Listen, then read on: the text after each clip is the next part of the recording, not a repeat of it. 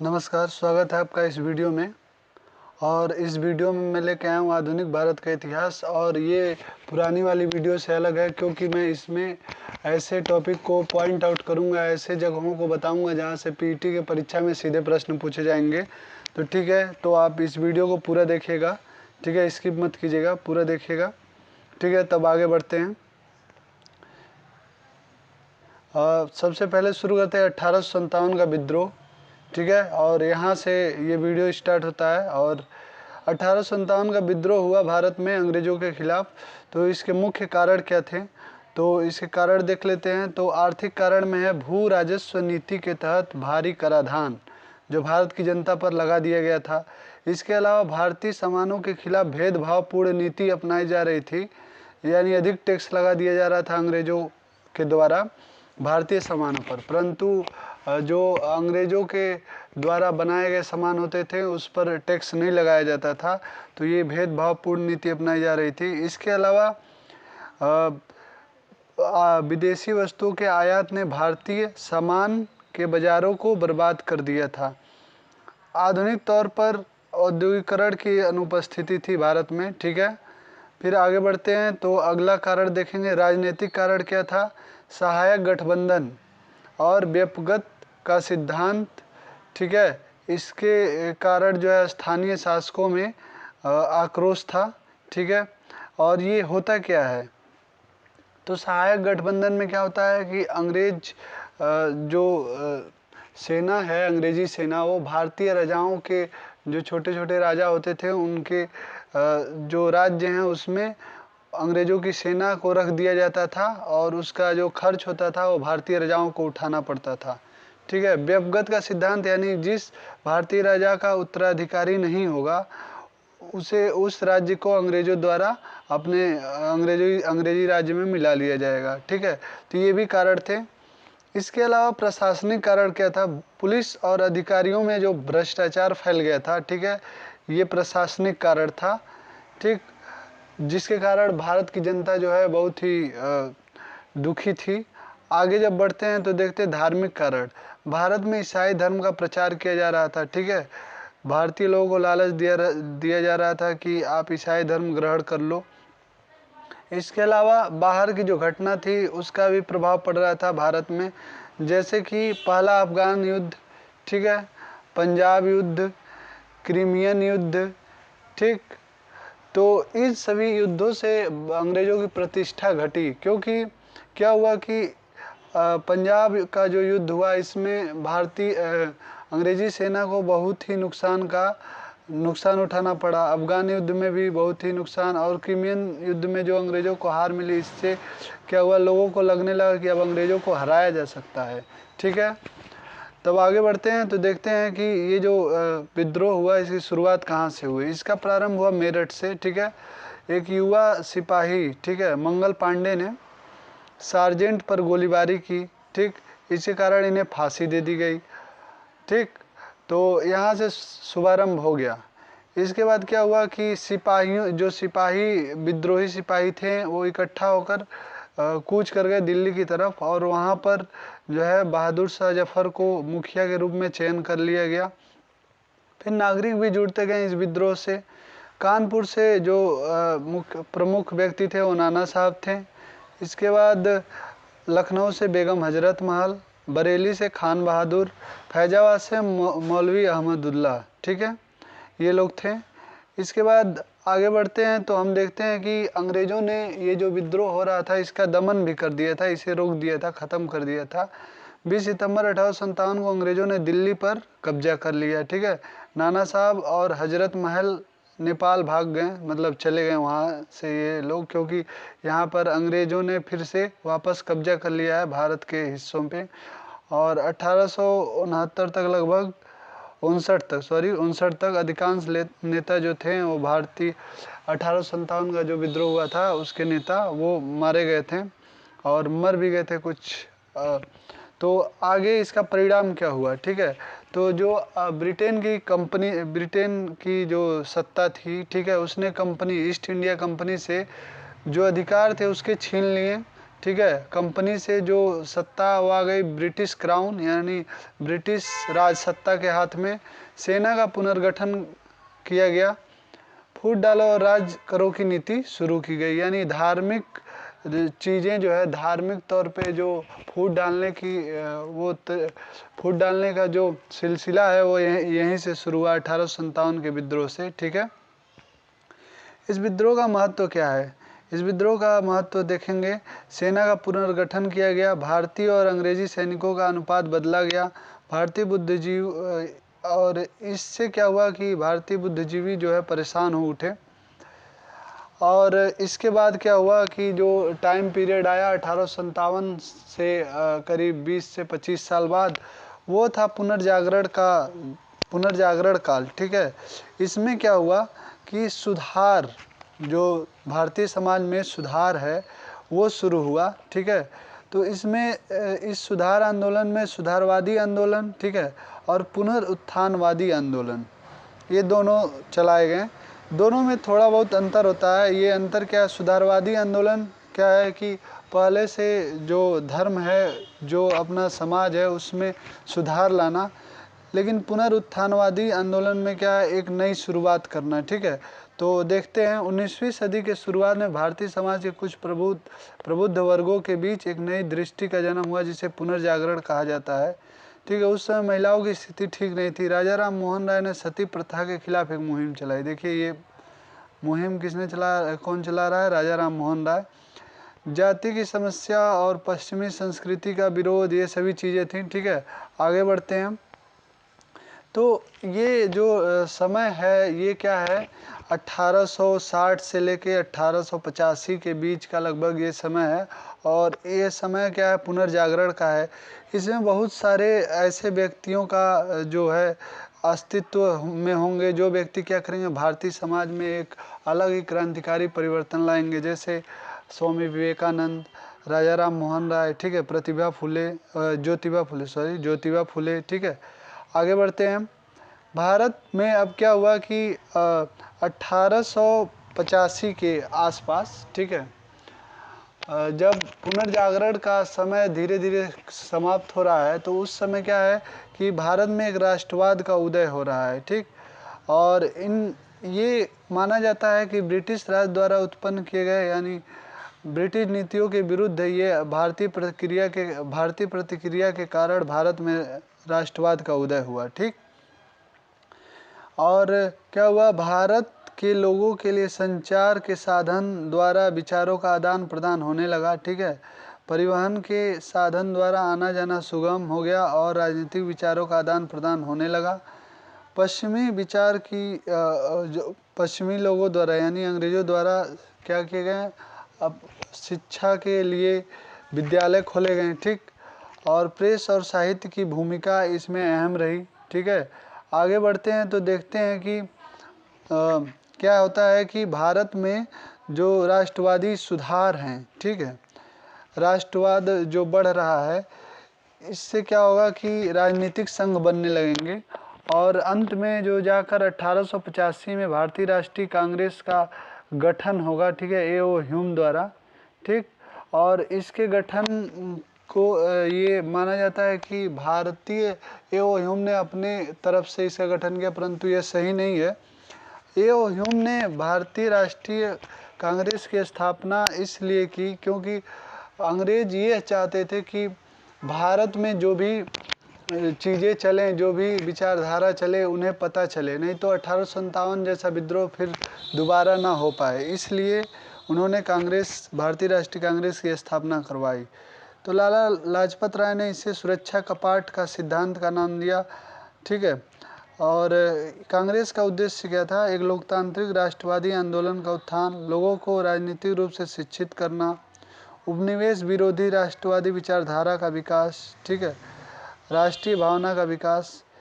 अब इसके बाद जो है, जो कांग्रेस की स्थापना से कुछ वर्षों तक, लगभग 10 से 15 वर्षों तक जो समय चला, इसमें उदारवादी लोगों का प्रभुत्व ज़्यादा था। ठीक है, तो जब ये वर्चस्व इन लोगों का ज़्यादा था तो इन्होंने क्या किया कि प्रार्थना और याचिका की पद्धति का उपयोग किया। यानी अंग्रेजों से कुछ डिमांड करेंगे तो क्या करेंगे, प्रार्थना और याचिका के प्रक्रिया के तहत ये मांग करेंगे। इन नेताओं में प्रमुख थे दादा भाई नौरोजी, गोपाल कृष्ण गोखले, रमेश चंद्र दत्त, यशवंत बनर्जी, सुरेंद्र नाथ बनर्जी, फिरोज शाह मेहता आदि। ठीक है, फिर आगे बढ़ते हैं तो देखते हैं उदारवादी राष्ट्रवादियों का योगदान क्या है। तो इनका योगदान क्या है कि जो विधानों में सुधार का प्रयास किया इन्होंने, ठीक है, और बहुत सारे नियम कानून लाए और भारतीय प्रशासनिक सुधारों में अभियान चलाया, ठीक, नागरिक अधिकारों का संरक्षण किया, ये सभी चीज़ें हैं। ठीक है, फिर जो समय चलता है जब लॉर्ड कर्जन द्वारा बंगाल का विभाजन कर दिया जाता है तो उसके पश्चात उग्र राष्ट्रवाद का दौर आ जाता है। यानी जो भारतीय राष्ट्रीय कांग्रेस है उसमें क्या होता है कि उग्र विचारधारा के लोगों का वर्चस्व बढ़ जाता है। ठीक है, तो देखते हैं ये क्या हुआ। हाँ, तो दमनकारी नीतियों के खिलाफ, ठीक, और अंग्रेजी शिक्षा को ये लोग कम करना भी चाह रहे थे और शिक्षा का मतलब अपने क्या है, स्वदेशी शिक्षा मतलब भारतीय शिक्षा को ये लोग बढ़ावा देना चाहते थे और अंग्रेजी मिथकों को ये लोग ख़त्म करना चाहते थे कि मतलब अंग्रेज ही सर्वश्रेष्ठ हैं। ठीक है, ये बात को ये लोग क्या करना चाहते थे, दबाना चाहते थे, क्योंकि भारतीय इतिहास के बारे में अब लोगों के बीच में जागरूकता उत्पन्न हो गई है। ठीक है, और कर्जन की प्रतिक्रियावादी नीतियों का ये लोग विरोध करते हैं। इन विचारधारा के लोगों में जो प्रमुख लोग हैं वो है लाल बाल पाल। ठीक है, और ये लोग बताते हैं, लाल में क्या है, लाला लाजपत राय, बाल बाल गंगाधर तिलक, पाल बिपिन चंद्र पाल। ये लोग बताते हैं कि स्वराज्य हमारा क्या होना चाहिए, लक्ष्य होना चाहिए। ठीक है, आगे बढ़ते हैं तो देखते हैं कि स्वदेशी और बहिष्कार आंदोलन चलते हैं बंगाल विभाजन के विरोध में। ठीक है, बंगाल विभाजन का विरोध किया इन्होंने, ठीक, इन लोगों ने, और इसमें प्रमुख भूमिका निभाई बाल गंगाधर तिलक ने। 20 जुलाई 1905 को लॉर्ड कर्जन ने बंगाल को विभाजित कर दिया था। ठीक है, पूर्वी बंगाल और असम। तो पूर्वी बंगाल का जो पार्ट है वो मुस्लिम बहुल था और असम जो था वो हिंदू बहुल इलाका था। इसके बाद क्या हुआ कि उदारवादी लोगों के खिलाफ ये लोग भी वो करते हैं। तो देखते हैं कि कांग्रेस के अंदर जो दो धड़े चल रही हैं, एक में उदारवादी और दूसरे में उग्रवादी, या उन्हें हम गर्मपंथी लोग भी कह सकते हैं। तो उस समय क्या हो रहा था कि ये लोग कांग्रेस के अंदर ऐसी बातें चल रही थी, कांग्रेस को दो भागों में विभाजित हो जाना चाहिए। ठीक है, तो विभाजन हुआ। ठीक है, विभाजन होता है और एस.एन. बनर्जी, के मित्रा आदि, ठीक है, ये लोग विभाजन को रोक नहीं पाते हैं और ठीक है, विभाजन को रोक नहीं पाते हैं और सूरत में, ठीक है, विभाजन हो जाता है नरमपंथी और गर्मपंथी विचारधारा के लोगों का, यानी पदाधिकारियों का, कांग्रेस के पदाधिकारियों का। ये होता है 1907 ईस्वी में। ठीक है, तो ये किस बात पे होता है, तो मुख्य कारण है नरमपंथी केवल बंगाल में स्वदेशी आंदोलन चलाना चाहते थे, लेकिन चरमपंथी पूरे देश में स्वदेशी आंदोलन चलाना चाहते थे।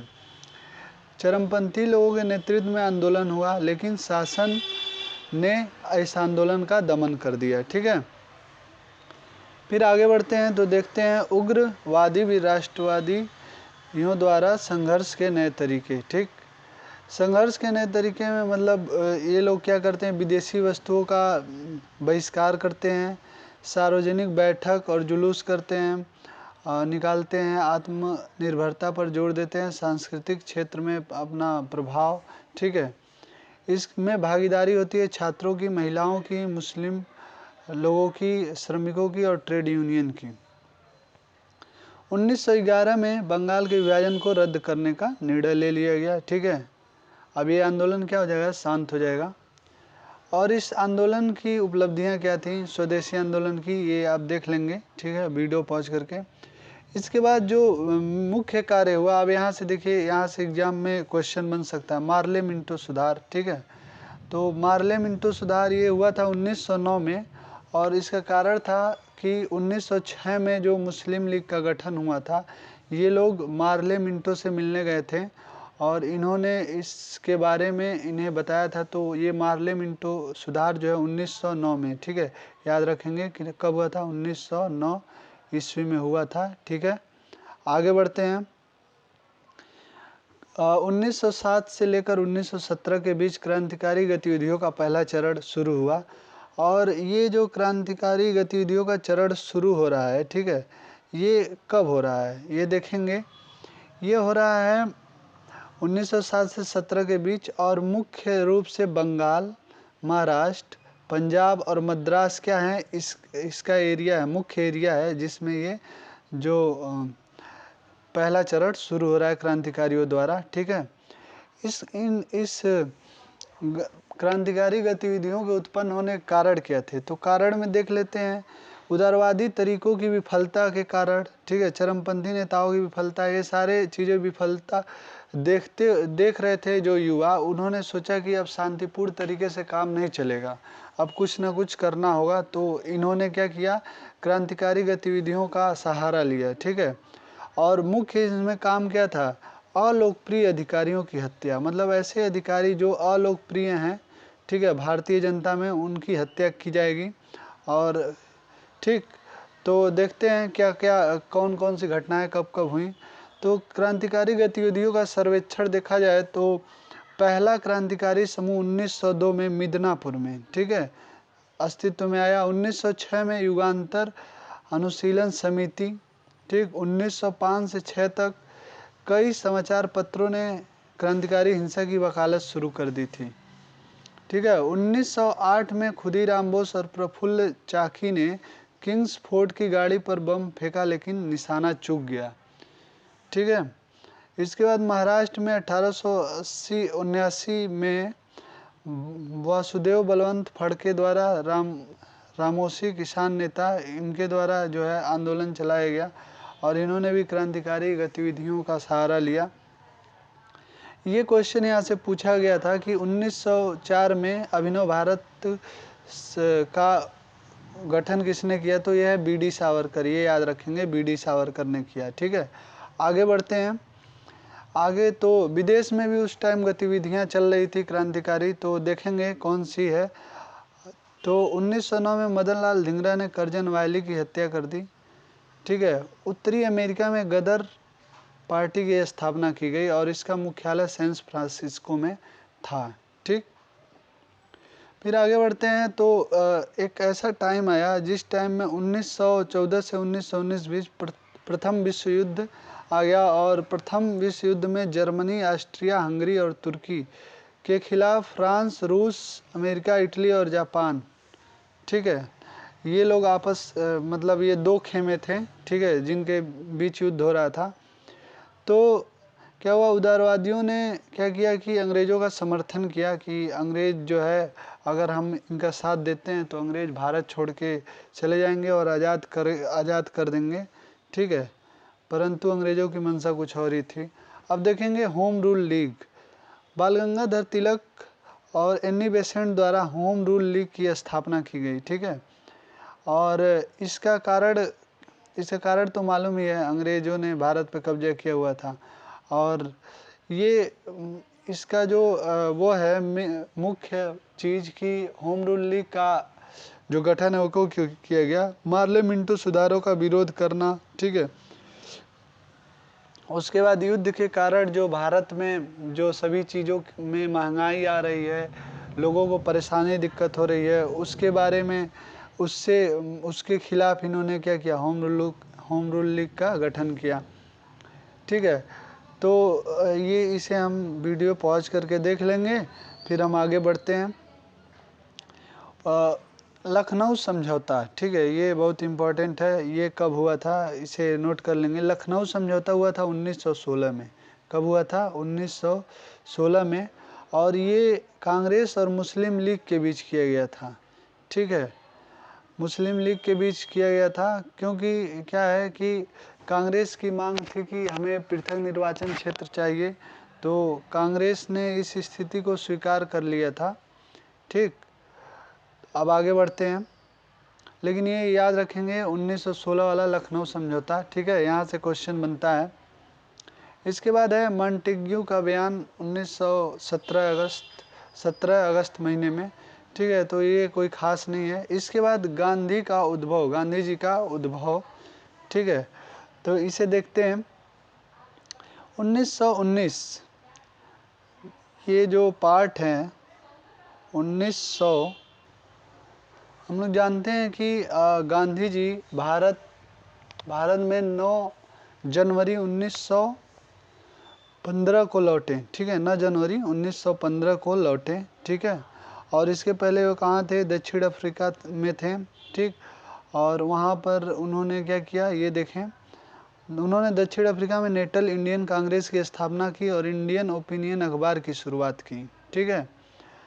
1906 से 1914 के बीच में दक्षिण अफ्रीका में ही गांधी जी ने, ठीक है, सत्याग्रह की विधि अपनाई थी, सत्याग्रह आंदोलन। तो जब वो भारत में लौटते हैं तो 1915 से 1917 के बीच में वो भारत का अवलोकन करते हैं, भारत भ्रमण करके। उसके बाद चंपारण सत्याग्रह शुरू करते हैं। तो चंपारण सत्याग्रह, ये टाइमलाइन है, इसे याद रखेंगे। 1917 में शुरू किया गया। अहमदाबाद मिल मजदूर आंदोलन 1918 में किया गया। खेड़ा सत्याग्रह गुजरात में, ये 1918 में किया गया, ठीक है। फिर उसके तत्पश्चात एक साल जैसे ही बीतता है, रोलेट एक्ट आ जाता है, ठीक है, 1919 में। ये सब टाइमलाइन बहुत महत्वपूर्ण है, इसे याद रखेंगे। खिलाफत आंदोलन 1919 में शुरू हो जाता है। इसके पश्चात गांधी जी 1920 से 1922 तक असहयोग आंदोलन की शुरुआत कर देते हैं, परंतु 1922 में चौरी चौरा हत्याकांड हो जाने के कारण वो इस आंदोलन को रोक देते हैं, ठीक है। फिर कुछ वर्षों तक गांधी जी द्वारा आंदोलन नहीं चलाया गया। ये क्या है, कुछ ऐसे कार्यों को इन्होंने शुरू किया जो क्या है, रचनात्मक कार्य होंगे। उसके बाद 1930 से 31 के बीच तक ये सविनय अवज्ञा आंदोलन की शुरुआत कर देते हैं, ठीक है। और इसके बाद अंग्रेजों द्वारा गोलमेज सम्मेलन लंदन में आयोजित किए जाते हैं और ये क्रमशः 3 गोलमेज सम्मेलन आयोजित किए जाते हैं। पहला गोलमेज सम्मेलन 1930 में, दूसरा गोलमेज सम्मेलन 1931 में और तीसरा गोलमेज सम्मेलन 1932 में आयोजित किया जाता है, ठीक है। इसके बाद गांधी और इरविन, लॉर्ड इरविन के बीच समझौता होता है 1931 में। इसके बाद पूना समझौता 1932 में किया गया, ठीक है, ये याद रखेंगे। पूना समझौता एक इम्पॉर्टेंट चीज़ है। महात्मा गांधी और भीमराव अंबेडकर जी के बीच में पूना समझौता 1932 में किया जाता है। इसके बाद 1940 में गांधी जी के अनुयायी जो होते हैं वो लोग शुरू करते हैं व्यक्तिगत सत्याग्रह, ठीक है। व्यक्तिगत सत्याग्रह ये भी अंग्रेजों के खिलाफ होता है। इसके बाद जो भारत छोड़ो आंदोलन है 1942 में शुरू किया जाता है। भारत छोड़ो आंदोलन में ही गांधी जी ने नारा दिया था, करो या मरो का नारा, ठीक है। अब आगे बढ़ते हैं। स्वराज्य के लिए संघर्ष,